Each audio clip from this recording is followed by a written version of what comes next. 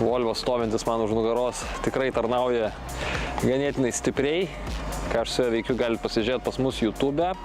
O dabar atsitiko toks dalykas, kad jaučiu, kad mano Volvo vairo stiprintuvo siurblys veikia vis sunkiau. Kartais jau atsiranda garsų, kartais šiek tiek netgi jaučiu, kad pastringa vairas iš hidraulikos pusės. Investuoti į šios Volvo remontą nesu labai nusiteikęs, todėl pabandysiu išspręsti remontą pigesniais būdais. Tai yra panaudodamas ukrainiečių gamintojo Hado priedus. Tai vienas iš tokių priedų yra revitalizantas, skirtas vairo stiprintuvo hidrauliniai sistemai. Kas yra revitalizantas? Revitalizantas tai yra speciali medžiaga, kuri metalo keramikos pagalba atstato padilusias dalis. Tai šiuo atveju šis priedas atstato padilusias vairo stiprintuvo siurblio dalis. Sušvirkščiame į vairo stiprintuvo bakelį švirkštę esantį turinį, palaikom automobilį užkurtą 5 minutės, pasukiojom vairą iš vienos pusės į kitą pusę, kad hidraulinis skystis pilnai pasisavintų revitalizantą ir tiesiog be važinėjant, be eksploatuojant automobilį, revitalizantas atliks savo darbą ir vairo stiprintuvo siurblys veiks geriau ir efektyviau.